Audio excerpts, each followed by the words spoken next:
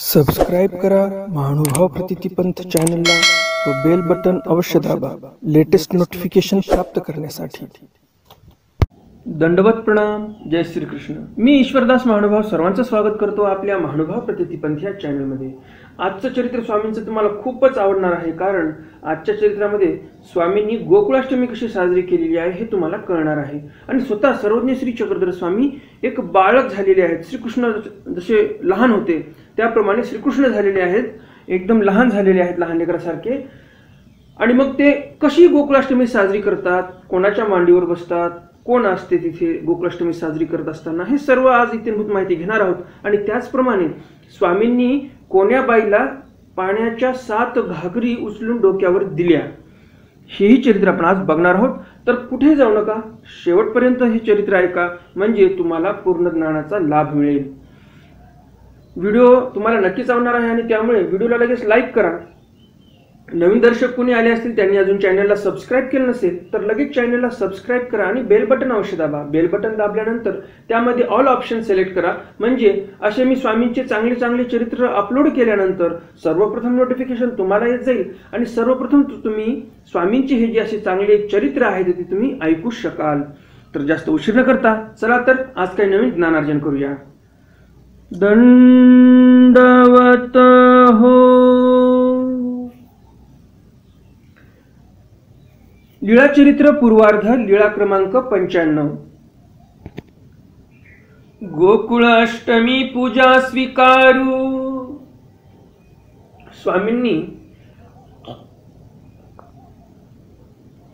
स्वामींनी गोकुळाष्टमी साजरी केलेली आहे आणि पूजाही स्वीकार केलेली आहे।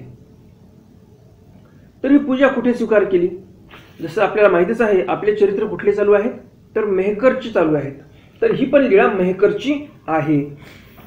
एकुदी गोसावी उदयाची निद्रा स्थानुनी बोने बायाची गुंफेसी बिजे केले। एके दिवशी स्वामी निद्रास्थानावरून बोनेबायांच्या गुंफेकडे गेले। तवती ही आधली दिसी माती आणली होती। बोनेबायांनी आदल्या दिवशीच माती आणून ठेवलेली होती।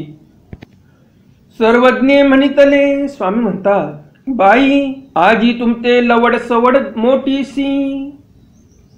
स्वामी म्हणतात, बाई तुमच्या गुंफेमध्ये तर खूपच लवड सवड दिसत आहे मोठी, म्हणजे खूप घाई गडबड, असं म्हणजे कामाची खूप लगबग दिसत आहे, असे स्वामी म्हणतात।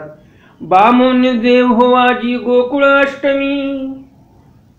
म्हणजे बोनेबाई होत्या त्या बोलतात स्वामींना, बामोन्य देव हो आज गोकुळाष्टमी आहे।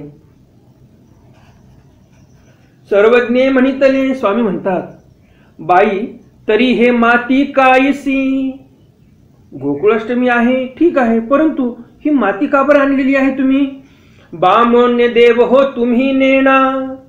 आजी गोकुळाष्टमी आजी श्रीकृष्ण जन्मले, याचा श्रीकृष्ण करुणी नंदू यशोदा वसुदेव देवकी करुणी।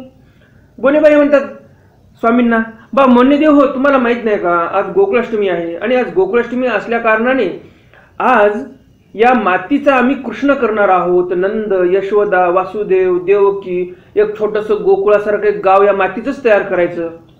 फुलोरा की जे व्रत की जे, आणि मग आम्ही फुलोराही बांधणार आहोत आणि व्रत धारण करणार आहोत। सर्वज्ञ म्हणितले, बाई श्रीकृष्ण तो काही मातीयेचा? स्वामी म्हणतात, बाई श्रीकृष्ण महाराज काय मातीचे होते का? नंदू यशोदा वसुदेव देवकी ती काही मातीयेची। नंद यशोदा वसुदेव देवकी ह्या सर्व हे जे काही माणसं आहेत हे सर्व काही मातीचे होते का? गोकुळ काही मातीयेचे, गोकुळ पण काय मातीच होतं का? ती साचोकारी माणुसे होती की? ते तर साचोकार माणसं होती, आणि तुम्ही काय हे मातीचं करत बसलेला आहात? श्रीकृष्ण काही मातीयेचा होता। श्रीकृष्ण महाराज काय मातीयेचे होते? हे होईल श्रीकृष्ण। सर्वज्ञ श्री चक्रधर स्वामी म्हणतात, बाई हे माती वगैरे याचं काही करत बसू नका। सर्व त्या काळात माणसं साक्षात माणसं होते, मातीचे थोडी होते, आणि श्रीकृष्ण महाराज हे काय मातीचे नव्हते, आणि त्यामुळे आम्ही हे होईल श्रीकृष्ण। स्वामी म्हणतात की आम्ही स्वतः श्रीकृष्ण होणार। तुम्ही हो देवकी देवी आणि तुम्ही देवकी देवी बना। तिथे बोनेबाई किती होत्या तर 2 बोनेबाई होत्या. तर स्वामी काय म्हणतात एका बाईला, बोनेबाईला, की बाई तुम्ही देवकी व्हा आणि ये व्रतस्थे होऊन येथ पूजा करीती, आणि दुसरी जी बोनेबाई आहे ती बोनेबाई वृत्तिस्थ होऊन आमची पूजा करेल. हे माती परती सांडा अवघी. स्वामी म्हणतात हे जे तुम्ही माती आणलेली आहे हे सर्व माती तुम्ही बाहेर नेऊन फेकून द्या. हो का बा मोन्य देव हो. बघा किती स्वामींवर यांचा विश्वास आहे, श्रद्धा आहे, अढळ श्रद्धा आहे. श्रद्धा ढळली नाही. नाहीतर ज्या व्यक्तीची श्रद्धा कमी असते, अढळ श्रद्धा नसते, ती व्यक्ती म्हटली असती तुम्ही कसे काय होणार बरं कृष्ण. आमचा जो परंपरेचा सण आहे, आम्ही जो सण साजरा करतो आतापर्यंत परंपरा आमची अशीच आलेली आहे की आम्ही मातीचेच नंद यशोदा करतो, मातीचा श्रीकृष्ण करतो, मातीचाच वासुदेव देवकी करतो, मातीचंच गोकुळ करतो. ही आमची परंपरा आहे. तुमचं का बरं ऐकावं. तुम्ही 4 दिवसात आमच्या संपर्कात आले, 4 दिवसात तुमची ओळख झालेली आहे, आम्ही तुमचं का बरं ऐकावं. एखाद्या व्यक्तीने असा विरोध केलाही असता. परंतु या बोनेबाईंची स्वामींवर खूप श्रद्धा होती आणि श्रद्धा असल्या कारणाने ते म्हणतात हो का बा मोन्य देव हो, ठीक आहे तुम्ही म्हणता तसं करू. माती परती सांडिली. स्वामींनी म्हटल्या सरीशे त्या बोनेबाई यांनी माती परती सांडिली, बाहेर नेऊन टाकून दिली. मग गोसाबियांसी आरोगण दिधली. आणि मग स्वामींना त्या बोने रोगण दिलेली आहे. मग गोसावी विहरणासी बीजे केले. आणि मग स्वामी विहरणाला गेलेले आहेत. तब तेही सोजी काढिली. बघा इथं स्वामी दररोज स्वामी विहरणाला जायचे. आणि स्वामींचेच एक शिष्य होते, त्यांचं नाव होतं दादोस. त्यांना झालेली होती विद्या स्वामींकडून आणि दादोस स्वामींना गुरु मानायचे. परंतु त्यांची विद्या काय होते, काही काळानंतर विद्या थोडीशी तुटसांद होते. विद्या जी होती ती थोडीशी तुटते, थोडीशी विरळ होते. जेवढे कार्य व्हायला पाहिजे विद्येचे तेवढे होत नाहीत. त्यावेळेस स्वामी जवळ तो येतो रामदेव आणि स्वामींना विनंती करतो, जी माझी विद्या सांपे पातळ होत असे जी, तरी माझी विद्या सांदावी.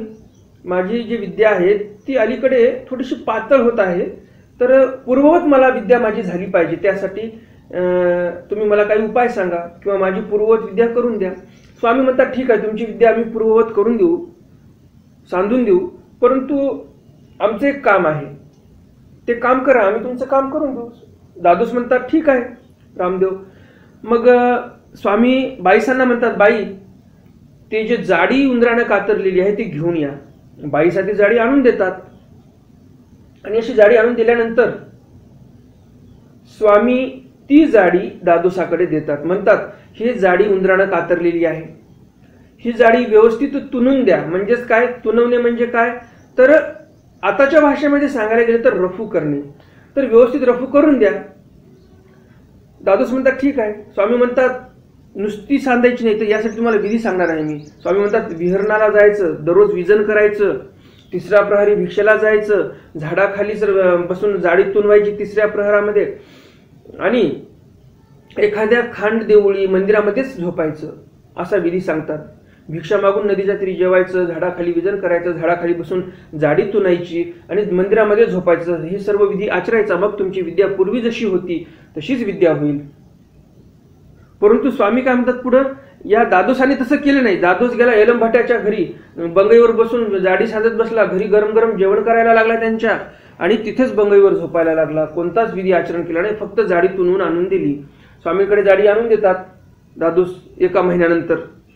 आणि स्वामी पाहतात, स्वामी म्हणतात दादोसांना आमचं तर काम झालं पण तुमचं काम झालं नाही. दादोस म्हणतात असं कसं, आम्ही तुमचं काम केलं, तुम्ही आमचं काम करायला पाहिजे. आम्ही तुमची जाडी सांधून दिली, तर तुम्हीही आमची विद्या जी आहे ती विद्या सांधली पाहिजे. स्वामी म्हणतात आम्ही काय तुम्हाला सांगितलं होतं का एलम भट्टाच्या घरी जायला, डोलारावर बसून जाडी तुनायला, त्यांच्या घरी जेवण करायला, तुपा भाताचं मस्त ताटी ठाणवे जेवण, दररोज गरमागरम पाण्याने आंघोळ, मर्दना मादने व्हायची, तुम्हाला आंघोळ व्हायची व्यवस्थित, असं सांगितलं होतं का तुम्हाला विधी. दादोस गप्प बसतात. तर स्वामी मग बाईसाला म्हणतात बाई महात्म्याला कसं झालेलं आहे, विजना जाता जैसा काई खळीये बैसा वयाने दताये. या महात्म्याला, या दादोसाला असं वाटलं जणू काही विजनाला जा म्हटलं म्हणजे जणू काही यांना असं वाटलं की आम्ही फार मोठी यांना शिक्षा सुनावलेली आहे, जणू काही स्मशानात जाऊन बसा अशी आम्ही शिक्षा सुनावलेली आहे असं यांना वाटलेलं आहे. तर असं विधीचा आचार केला नाही तर त्यांची विद्या कशी सांगणार. पुनश्च स्वामी म्हणतात दादोसांना, आताही करा, आम्ही जसं सांगितलं त्याप्रमाणे 1 महिना आचरण करा, तुमची विद्या आम्ही पूर्ववत करून देऊ. परंतु दादोस ते काय ऐकत नाही. स्वामी त्यांना पुन्हा त्या विद्येचे फायदे सांगतात दादोसांना की तुम्हाला 1000 वर्षाचं आयुष्य लाभेल, तुम्हाला गत भविष्य वर्तमान म्हणजे त्रिकाळ ज्ञान होईल, आणि तुम्हाला जे राजे लोक आहेत ते राजे लोक ईश्वर मानायला लागतील. तरी पण दादोस काय ते ऐकत नाहीत स्वामींचं म्हणलेलं आणि आचरण काय करत नाहीत. त्यांची विद्या जी होती देवतेची झालेली ती विद्या काय पुनश्च सांगत नाही आणि ते तसेच मरतात. त्यांच्या भावाच्या पडवीला जाऊन हातपाय खुरून मरतात. स्वामी उत्तरपंथे गेल्यानंतरची गोष्ट आहे ती, जे मरतात ते नंतर मरतात. तर असो, तर हे स्वामी असून विहरणाला जायचे, परंतु या दादोसाला स्वामी म्हणतात अरे विहरणाला जाय, विजनाला जाय, परंतु विजनाला तो काय जात नाही. मला एवढंच सांगायचं होतं की परमेश्वर असून विजन करतात तर आपण विजन का करू नये. आता तुम्हाला असं वाटेल आम्ही तर घरी बसणारे लोक, घरात राहणारे, विजन कसं होणार घरी. तर विजनाचा शब्दशः अर्थ असा होतो विगत जन सहा विजन. विगत जन म्हणजे जिथून जन निघून गेलेले आहेत तिथे जन येत नाहीत, लोक येत नाहीत, एकांत आहे, अशा ठिकाणी जाऊन बसणे, चिंतन मंथन करणे, या आत्म्याचं कसं भलं होईल. म्हणजेच स्वतः तुम्ही विचार करा स्वतःच्या आत्म्याचा की माझं कसं भलं होईल, माझं तर आयुष्य प्रपंचामध्ये जात आहे, भलं कसं होईल माझं, याचं चिंतन मंथन करा, यावर उपाय योजा, यावर उपायाची योजना करा तयार. तर याला विजन म्हणतात. मग आता घरी प्रपंचामध्ये असताना विजन कसं करावं, तर यासाठी दुसरा एक उपाय आहे. घरामध्ये एका खोलीमध्ये तुम्ही स्वतःला बंद करून घ्या, दरवाजे लावून घ्या, खिडक्या लावून घ्या, घरच्यांना सांगायचं, स्वतःचा मोबाईल स्विच ऑफ करायचा, घरच्यांना सांगायचं मला 1 तास कोणीही डिस्टर्ब करायचं नाही, मला माझ्या कामामध्ये व्यत्यय आणायचा नाही. आणि 1 तास तुम्ही डोळे लावून परमेश्वराच्या लीळेंचं स्मरण करा. हे मी जे काही लीळा सांगत आहे ह्या लीळा तुम्ही ऐकू शकता. तर असं स्वामींचं स्मरण करत करत तुम्ही घरामध्येही विजन करू शकता, कारण तुम्ही खोलीमध्ये बंद झालेला आहात, खोलीमध्ये कोणी येणार नाही आणि तुम्ही सगळ्यांना ताकीद दिलेली आहे की मला कोणीही डिस्टर्ब करायचं नाही, मला या कामामध्ये व्यत्यय कोणी आणायचा नाही. तर 23 घंटे तुम्ही प्रपंचाला देतच आहात, 1 घंटा तर स्वतःसाठी द्या. या 1 घंट्याची जी शिदोरी तुम्हाला तुमच्या सोबत बांधल्या जाईल हेच शिदोरी तुम्हाला खूप मोठ्या नरकापासून वाचवणारी आहे. स्वामी जर विजन करतात तर तुम्ही विजन का करू नये, तुम्हीच विचार करा. स्वामींना काही गरज आहे का विहरणाला जाण्याची, विजनाला जाण्याची. परंतु प्रत्येक लीळेमध्ये स्वामी विहरणाला जातात, विजनाला जातात. तर हे परमेश्वराला काही घेणे देणे नाही विजन करण्याचं.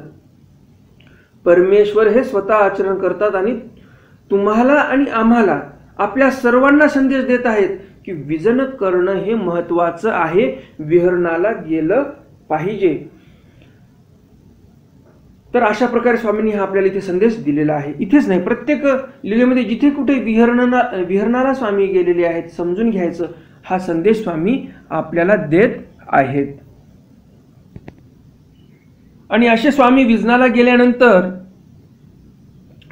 तव तेही सोजी काढिली, सोजी काढली, वळवटे वळिली, वळवट वळलं, कडकणे पहिले केले. कडकणे म्हणजे कढवून काही जे पदार्थ तयार करायचे असतात त्याला कडकणे असं बोलतात, जे कढवून तयार करतात.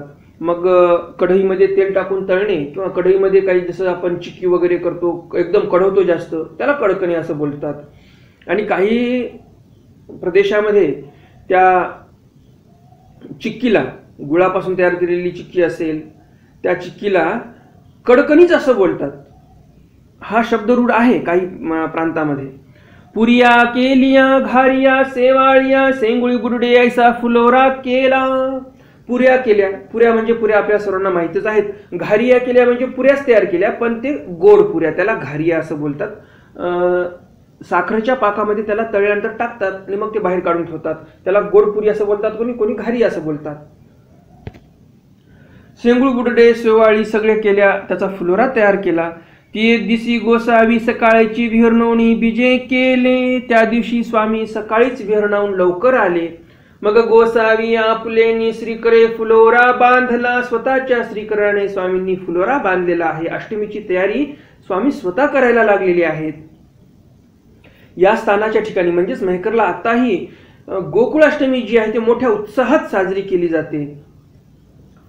ती ओऊ देती. बोनेबाई ओऊ देत होते. जे काही पदार्थ तयार केले ते दोरीमध्ये ओवून देत होते.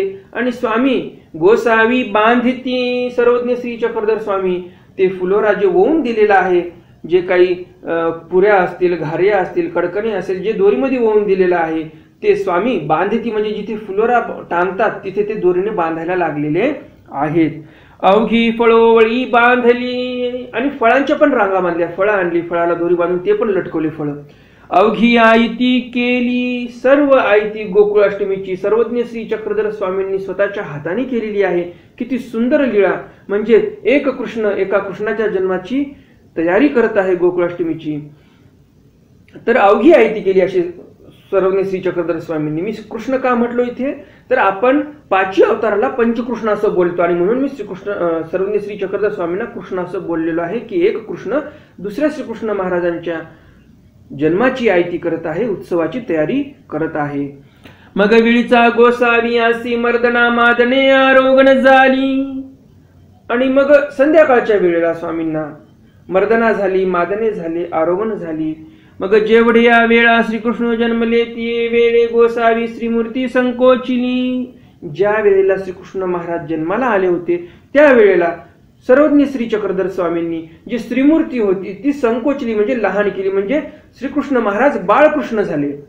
गोसावी कामायसाची उसंगी रिगाले. जी कामायसा होती त्या कामायसा ही बोनेबाईचं नाव आहे बरं का. जे दोन बोनेबाई आहेत त्या दोन बोनेबाईयापैकी एकीचं नाव कामायसा होतं आणि एकीचं नाव नागायसा होतं. तर जी कामायसा नावाची जी बोनेबाई होती तिच्या उसंगी रिगाळे म्हणजे तिच्या मांडीवर जाऊन स्वामी बसले. बाळ स्वरूपामध्ये बाळकृष्ण झाले स्वामी. स्वतःची श्रीमूर्ती लहान केली. रांगत बाळ तयार झालेलं आहे श्रीकृष्ण महाराजांचं. श्रीकृष्ण स्वामी झालेले आहेत सर्वज्ञ श्री चक्रधर स्वामी इथे. आणि त्या कामायसाच्या उसंगी म्हणजे मांडीवर जाऊन बसलेले आहेत. ज्याप्रमाणे माता लेकरू घेते मांडीवर त्याप्रमाणे स्वामीही जाऊन बसलेत. श्रीमूर्तीवरी बाळकत्वाची प्रवाह झाली. सर्वज्ञ श्री चक्रधर स्वामी बाळक तर झालेत, परंतु जे छटा असते एका बाळकाची त्याच्या चेहऱ्यावर एक छटा असते, वेगळंच तेज असते, वेगळंच एक प्रवाह असतो त्या बाळकाच्या चेहऱ्यावर. तसाच प्रवाह, तसाच तेज जे आहे आणि तसाच एक वलय निर्माण झालेला आहे स्वामींच्या चेहऱ्यावर. नागायसी तीही वृत्तस्ते होऊन बरवी पूजा केली. नागायसा वृत्तस्थ झालेले आहेत आणि एक चांगली पूजा स्वामींच्या ठिकाणी तिने अर्पण केलेली आहे. स्वामींची चांगली बरवी पूजा केलेली आहे. कामायसी ऐसा वरता पालो परतोणी दोही पदरी बाथा बांधला. कामायसानी असा वरता पालव केला आणि उपरतोनी दोही पदरी माथा बांधला. आता नेमकं कसं बांधलेलं आहे तुम्हाला जर सांगायला गेलं, आताच्या भाषेमध्ये ज्याप्रमाणे शेतामध्ये बाया काम करत असतात ते कसे एकदम डोक्याला असं पॅक बांधून घेतात, पदर असा उलटा करतात, असा डोक्याला बांधून घेतात, मागच्या बाजूने गाठ मारतात. तर इथे त्याच प्रकारे हे जे नागाईसा बाई आहे या बाईने त्या प्रकारे कपडा बांधलेला आहे डोक्याला. खिरी रांधली वानदी धले गोसावियांसी मर्दना मादने पूजा आरोगणे येथ झाली. स्वामींना काय केलं तर पूजा आरोगणा मर्दना मादने झालं, वाण दिले आणि तिथे काय केलेलं आहे तर खिरी रांधली म्हणजे खीर तयार केलेली आहे जेवणासाठी. आरोगणी येथ झाली तिथेच जेवणही झालं. गुळा झाला विडा ओळगविला. गुळा झाला स्वामींना तिथे विडा ओळगवला. ती उपवास करीते होती. ज्या वेळेला म्हणजे रात्री 12च्या वेळेला श्रीकृष्ण भगवंताचा जन्म झालेला आहे तर त्यावेळेला श्रीकृष्ण महाराजासारखे जे श्रीकृष्ण महाराज लहान होते त्याप्रमाणे चक्रधर स्वामी लहान झाले. पूजा वगैरे स्वीकार केली आणि लगेच स्वामी मोठे झाले. आणि मोठे झाल्यानंतर मर्दना मादने पुन्हा झालं, आरोगण झाली, गुळा झाला, मस्त खीर तयार केली होती त्याची आरोगणा झाली. आणि मग ती जी बोनेबाई होती ती उपवास धरायला लागल्या. स्वामी त्यांना म्हणतात, बाई तुम्ही जेवा, तुम्ही पण जेवण करून घ्या ना. जी जी आजी गोकुळाष्टमी मी व्रत करीन. बोनेबाई म्हणतात जी जी आज गोकुळाष्टमी आहे तर मी व्रत करणार आहे. यावर स्वामी म्हणतात, बाई देवकी देवी श्रीकृष्ण जन्मले तै काय ही उपवासू केला. देवकी देवी ज्या दिवशी जन्माला आल्या, देवकी देवीच्या उदरी ज्यावेळेस श्रीकृष्ण महाराज जन्माला आले त्यावेळेस काही त्यांनी देवकी देवींनी श्रीकृष्ण महाराज जन्माला आले म्हणून काही उपवास केलाय का बरं? नाही. पेज तरी प्यालीची की पेज तरी पिलंच की त्यांनी. पेज म्हणजे तांदूळ शिजवताना जे पाणी काढल्या जाते, घट्ट घट्ट पाणी खमंग लागते पिण्यासाठी, त्याला पेज असं बोलतात. तर पेज तरी प्यालीच की, त्यांनी तेवढं तरी पिलंच ना. मग तिये गोसामियाची पांतीशी जेविली. मग स्वामी जेवतच होते, जेवताना स्वामी त्यांना असं बोलतात आणि मग असं म्हटल्यानंतर स्वामीच्या पांतीस, स्वामीच्या पंक्तीमध्येच ते जेवण करतात. कामायसी म्हणितले बा मोन्य देव हो लवकरी या, मग हे तुमची या पांती पारणे करील. कामायसा म्हणते, कामायसाने तर स्वामींच्या पंक्तीमध्ये जेवण केलं, परंतु नागायसा वृत्तस्थच होती आणि त्यामुळे कामायसा म्हणते की तुम्ही लवकर विहरणावून या, म्हणजे तुमच्या पंक्तीमध्ये नागायसा जी आहे ती तिचं व्रत सोडेल, पारणी फेडेल. तेही गोसावियांचे पडदणी दिधली. मग नागायसाने पडदणी दिली. स्वामी विहरणावून आल्यानंतर स्वामींना मर्दना झाली, मादने झाले, पूजावसर झाला. मग गोसावियांशी आरोगण झाली, स्वामींना आरोगण झाली. मग ते अशी पांती पारणे झाले अंक. मग स्वामींच्या पंक्तीमध्ये नागायसाने स्वतःचे पारणे फेडले, म्हणजे उपवास फेडला आणि पारणे केले. लीळाचरित्र पूर्वार्ध सप्तघटा हातू लावणे. लीळाचरित्रातील लीळा क्रमांक 96 आहे आणि सप्तघटा हातू लावणे. स्वामींनी एका बाईला 7 घागरी पाण्याच्या उचलून दिल्या डोक्यावर. एक दिस गोसावी उदयासीची विहरणासी मार्कंड विहिरीसी विजय केले. स्वामी सकाळी उठले आणि मार्कंड विहीर नावाची मेहकरच्या गावाच्या बाहेर एक विहीर आहे आणि तिथे स्वामी विहरणाला गेलेले आहेत. रिगता डाव्या हातात शिळेवरी आसन झाले. त्या पाय विहिरीमध्ये रिगताना डाव्या हातावर स्वामींना आसन झालं. मार्कंडवाडीची बाईले एक पाणी अशी आली. मार्कंडवाडी नावाचं गाव आहे, तिथली एक बाई पाण्यासाठी त्या मार्कंड विहिरीला आलेली होती. ती एक घागरी भरली. त्या बाईने घागर भरली, गुडघ्यावर ठेवली, परंतु आता वर उचल्याची हिंमत होत नव्हती त्या बाईची. मागा पुढा पाहिले, मागे पुढं पाहिलं तव गोसाविया ते शिळेवरी बैसल्या देखिले. स्वामींना शिळेवर बसलेलं पाहिलं तिने. मग ती बाई जी आहे ती गोसाविया जवळी आली, स्वामींजवळ आली. बा नावे का हातू लावा हो. ती बाई म्हणते थोडस माझ्या घागरीला हात लावा बरं, थोडं डोक्यावर उचलून द्या घागर मला. गोसावी उठवणी घागरी श्रीकरू लाविला आणि डोईवरी ठेविली. स्वामींनी काय केलं तर स्वामी तिथून उठले, श्रीकराने घागर उचलली, त्यांच्या डोक्यावर दिली त्या बाईच्या आणि जाय मागुती आली. घागर भरली, गुडघ्यावरी ठेवली, गोसामिया पासी आली. बा नाविक घागरी सी हातू लावा का. पुन्हा ती परत गेली, पुन्हा घरी ते घागर रिचवली, पुन्हा परत आली विहिरीवर, पुन्हा म्हणते माझ्या घागरीला हात लावा, घागर उचलून द्या. बा नावेक घरासी हातू घागरीसी हातू लावा का. गोसावी उठवणी श्रीकरू लावी ती. पुन्हा स्वामी श्रीकर लावायचे, डोई ठेवी ती डोक्यावर ठेवून द्यायचे आणि जाय मागुती ये पुन्हा यायची. ऐसा 7 घागरी श्रीकरू लाविला. स्वामींनी 7 घागरी उचलून दिल्या त्या बाईला डोक्यावर. तवतीयेचा ब्राह्मण विहिरीसी संध्यावंदनासी आला. तिचा जो मालक होता, पती होता, तो संध्यावंदनाला आला आणि डोई कडबेयाचा भारा असे, डोक्यावर कडब्याचा भारा होता, तो त्याने खाली ठेवला.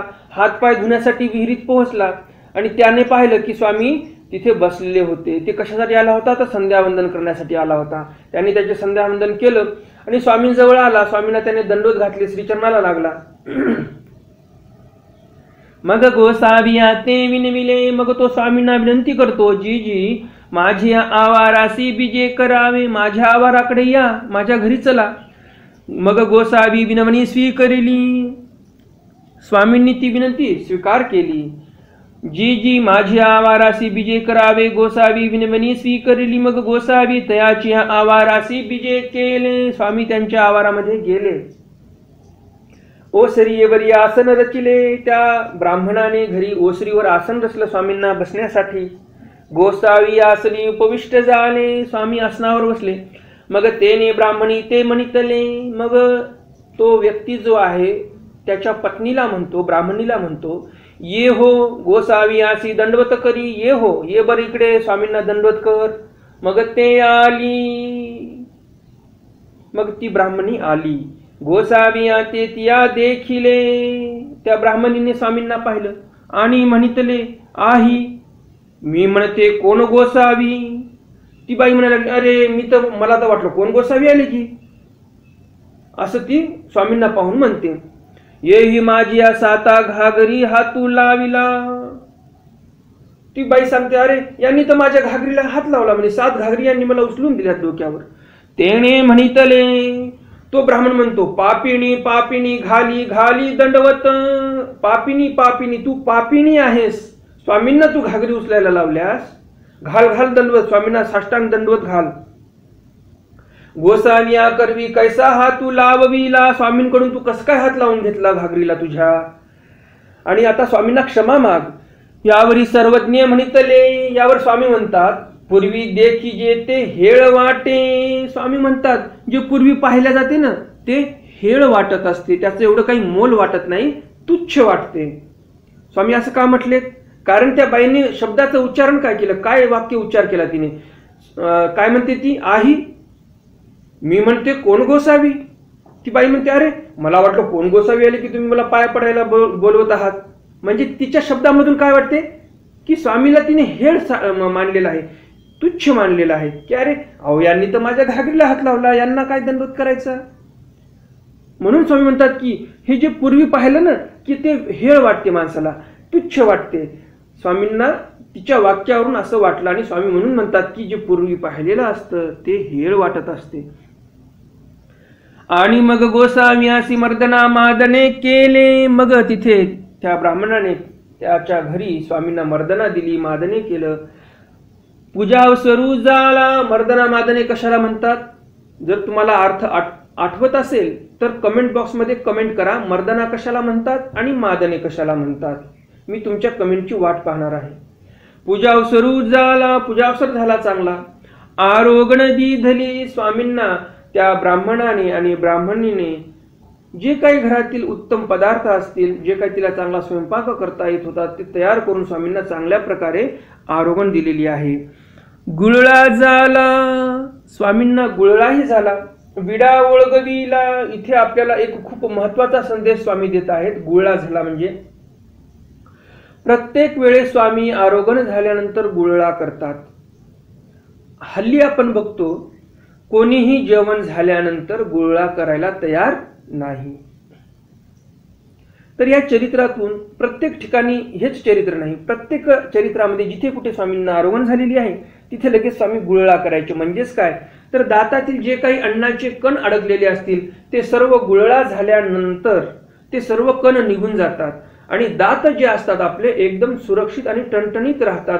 कीड लागत नाही, दाताला किडा लागत नाही, दात कमकुवत होत नाही आणि मुखातून दुर्गंधी येत नाही. तर ह्या सर्व गोष्टी स्वामी आपल्याला शिकवण्याचा प्रयत्न करतात स्वतःच्या आचरणातून, परंतु आपण ऐकायलाच तयार नाही. आपण गुळळा करत नाही, आपण रात्री झोपताना काही गोडधोड खातो, दातामध्ये काही अडकलं तर आपण दात घासत नाही, गुळळाही करत नाही. तर हे सर्व आपण केलं पाहिजे. स्वामी आपल्याला अध्यात्म तर शिकवतातच, त्याचबरोबर स्वामी आपल्याला आरोग्यदायी कसं जीवन जगावं हेही प्रत्येक कृतीमधून सांगण्याचा प्रयत्न करत आहेत, परंतु आपण समजावून घ्यायला तयार नाही आहोत. तर आपण समजून घ्यायला पाहिजे, आचरणात आणलं पाहिजे. स्वामींना मग विडा ओळगविला. स्वामी विडाही घ्यायचे. आता विड्यामध्ये काय आरोग्य लपलेलं आहे बरं? विड्यामध्ये हे आरोग्याचं आहे लपलेलं की विड्यामध्ये चुना असतो आणि शरीरामध्ये ज्यावेळेस कॅल्शियमची कमी होतो तर हे जे चुना आहे तेच कॅल्शियमची जी कमी आहे ते पूर्ण करत असते. कारण या जगाच्या पाठीवर चुन्यासारखं कॅल्शियमची खाण असलेलं कोणताही पदार्थ नाही. चुना म्हणजे कॅल्शियमची खाण आहे. चुना म्हणजे पूर्ण कॅल्शियमनं भरलेला आहे. ज्यावेळेस तुम्ही चुना खाणार, चुना जास्त प्रमाणात खाल्ला तर अपायकारक असतो, परंतु प्रमाणात जर खाल्ला तर तुमच्या शरीरासाठी खूप लाभदायक चुना असतो. आयुर्वेदामध्ये याचं खूप मूल्य सांगितलेलं आहे, याचं खूप गुणगान केलेलं आहे चुन्याचं. मग गोसावी तेथोनी बीजे केले अंक आणि मग स्वामी तिथून निघून गेले. अशा प्रकारे स्वामी आपल्याला प्रत्येक लीळेमध्ये खूप काही सांगून जातात, खूप काही शिकवण्याचा प्रयत्न करतात, पण आपण असे अभागी आहोत, आपल्याला ते समजायलाच तयार होत नाही. तर असो, आपल्या आज चरित्राचं सत्र इथं संपलेलं आहे. व्हिडिओ अजून लाईक केला नसेल तर व्हिडिओला लगेच लाईक करा. नवीन दर्शक कोणी आले असतील त्यांनी अजून चॅनलला सबस्क्राईब केलं नसेल तर लगेच चॅनलला सबस्क्राईब करा आणि बेल बटन अवश्य दाबा. बेल बटन दाबल्यानंतर त्यामध्ये ऑल ऑप्शन सिलेक्ट करा, म्हणजे मी स्वामींचे असे ज्ञानवर्धक चरित्र तुम्हाला ज्यावेळेस मी व्हिडिओ करून अपलोड करेल या चॅनलवर त्यावेळेस सर्वप्रथम नोटिफिकेशन या व्हिडिओची तुम्हाला येत जाईल. स्वामींच्या चरित्राची नोटिफिकेशन तुम्हाला सर्वप्रथम येत जाईल आणि तुम्ही सर्वप्रथम स्वामींचे चरित्र ऐकू शकाल. तर आजचे चरित्र आपलं इथे संपलेलं आहे.